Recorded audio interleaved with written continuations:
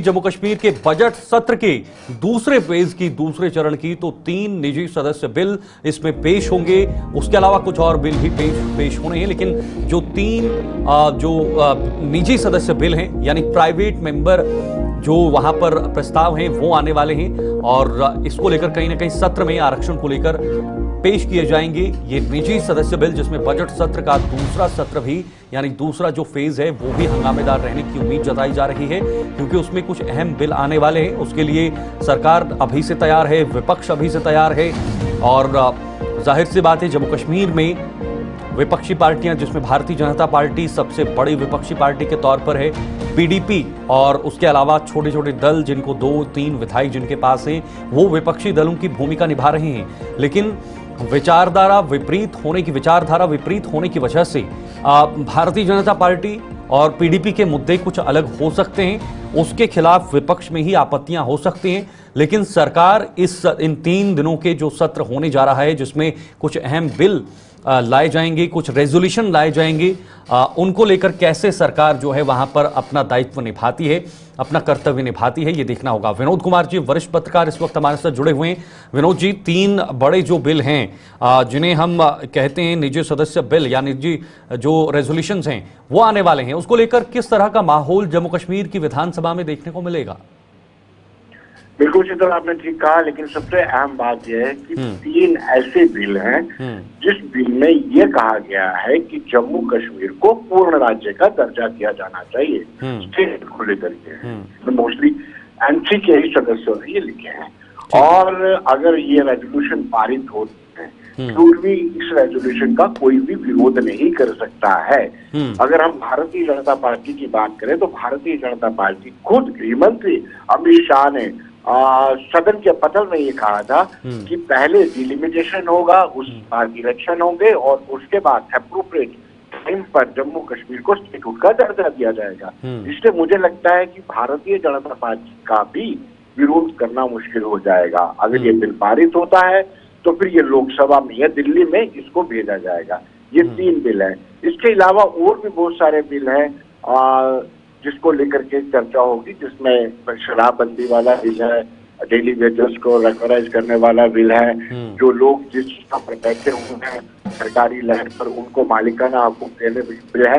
लेकिन 370 की वापसी को लेकर के कोई भी ऐसा बिल नहीं है, किसी ने लाया भी था तो उसको रिजेक्ट कर दिया गया है। तो इसमें अब बीजेपी का रवैया क्या रहेगा इन 3 दिनों के सत्र में जो स्पेशल स्टेटस की बात की जा रही है?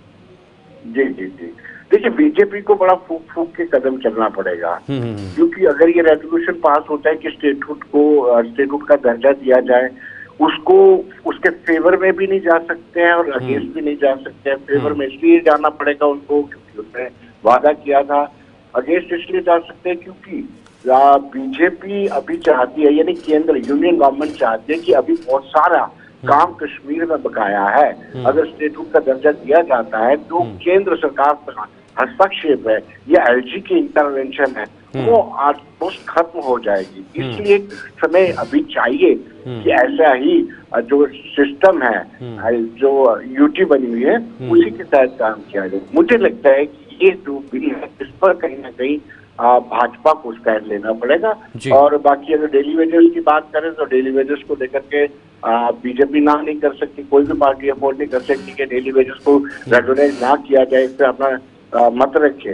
तो ये सारी चीज है। बिल्कुल विनोद जी, और भी कई बिल हैं जिसमें शराबबंदी का मामला जिसे हम डायरेक्ट अर्थव्यवस्था इकोनॉमी से जोड़ सकते हैं, एक बड़े रिसोर्स के रूप में उसे हम देख सकते हैं। हालांकि शराबबंदी का विरोध तो शराबबंदी का समर्थन तो सब करते हैं, लेकिन जब टेक्निकली उसे देखा जाता है एक प्रदेश में अर्थव्यवस्था के रूप में, इकोनॉमी के रूप में, तो तब कैसे इस पर जो है सभी दलों का एक रवैया रहेगा, कैसे इस पर रिएक्शन देखने को मिल सकते हैं सदन के अंदर? देखिए, हमारी अर्थव्यवस्था जो है, जम्मू कश्मीर की इकोनॉमी की बैकबोन जो है वो टूरिज्म है।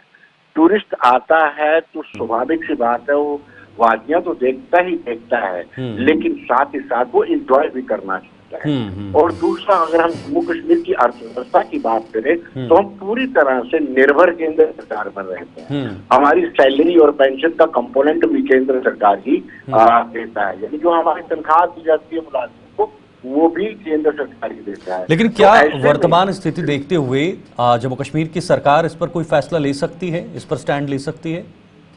मुझे नहीं लगता कि सब कोई गवर्नमेंट फैसला ले सकती है। मुझे लगता है कि कहीं ना कहीं इस पर एक चर्चा होगी, और चर्चा के बाद मुझे लगता है कि ब्लैंकेट बैन बड़ा मुश्किल है ऐसी जगहों पर जो टूरिस्ट ड्यूटीज होती हैं। मुझे लगता है कि इस पर ब्लैंकेट बैन लगा पाना लीकर पर ये मुश्किल लगता है। ठीक है, बहुत बहुत शुक्रिया आपका विनोद जी हमारे साथ जुड़ने के लिए। विनोद कुमार वरिष्ठ पत्रकार हमारे साथ जुड़े हुए थे। बिलों को लेकर बातचीत हुई। आने वाले 3 जो दिन होंगे अगले फेज के जम्मू कश्मीर विधानसभा के, वो बहुत महत्वपूर्ण होने जा रहे हैं। सबकी नजरें टिकी होंगी, कुछ बिल आएंगे, कुछ रेजोल्यूशन आएंगे, उस पर सभी जो दल हैं, सभी जो मेंबर्स हैं, उनका स्टैंड क्या होगा ये देखने लायक होगा।